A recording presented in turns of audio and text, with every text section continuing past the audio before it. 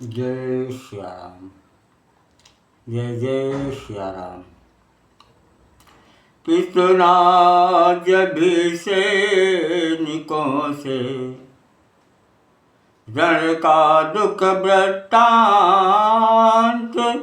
खेद प्रकट कर भरत से बोले सीता कांत। जब कुछ सैनिक आकर के लक्ष्मण के मूर्छित होने की खबर सुनाते हैं, तब प्रभु राम भरत जी से कहते हैं कि भैया देखो तो सही है कैसा अंधेर, दो बच्चों ने कर दिया रण में जात फेर। हे भाई भरत, देखो कि जिस लक्ष्मण ने जो है लंका में हजारों असुरों को मौत की नींद सुलाया, जिन शत्रुघ्न ने लवणासुर जैसे महान योद्धा का वध किया, आज वही वीर छोटे छोटे बच्चों के हाथों पराजित हो रहे हैं, मूर्छित हो रहे हैं।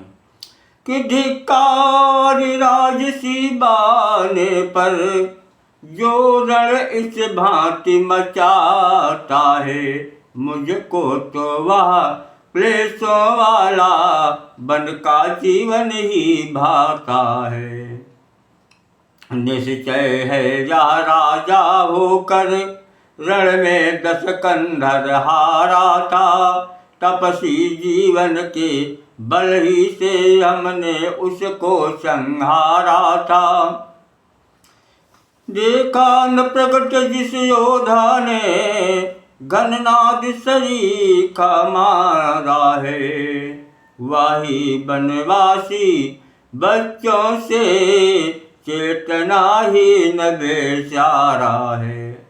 हे भैया, हमें तो लग रहा है कि जो बनवासी जीवन है इस राजसी जीवन से बढ़िया था, क्योंकि राजसी जीवन में रावण था, घननाद था, और उसको हम दोनों भाई बनवासी बन करके उनको संहार कर दिया। कि हे भरत बताओ तुम्हें आज, कैसे यह पूर्ण समस्या हो, जो जग की रक्षा करता है उसकी अब क्यों कर रक्षा हो। लक्ष्मण जब वहाँ मूर्छित हो, तब तो मेरी तैयारी है, कर्तव्य कान में कहता है, अवधेश्वर तेरी बारी है। यह सुनकर बोले लखन भरत, ठहरे दया निधान, जब तक जीवित दास है ऐसा करे न धन। हे प्रभु रुकिए, जब तक अभी यह सेवक है तब तक आपको जाने की आवश्यकता नहीं है, क्योंकि मेरी उत्कट उत्कंठा है, जीवन को धन्य बनाऊं मैं, अपने ठाकुर की प्रतिमा पर अपना सर्वस्व चढ़ाऊं मैं। शत्रुघ्न लखन को जिस प्रकार रण आज्ञा देते हो भैया, वैसे ही काम भरत से भी किस लिए न लेते हो भैया। प्रभु बोले मेरे लिए सब हैं भ्रात समान, किंतु तुम्हारे साथ है कुछ संबंध महान। प्रभु राम कहने लगे, वैसे तो सभी भाई मेरे लिए बराबर हैं, पर तुम्हारा जो है संबंध सबसे अलग है, क्योंकि लक्ष्मण सा योद्धा भाई जब मूर्छित रण में हो जाएगा, तो मालाएं अपने वाला, तो मालाएं जपने वाला किस भांति वहाँ जय पाएगा। बस इन्हीं विचारों से तुमको अब तक रोक रहा भैया, बदले में ज्वाला के भीतर अपने को झोंक रहा भैया, बदले में ज्वाला के भीतर। भरत उसी क्षण कह उठे,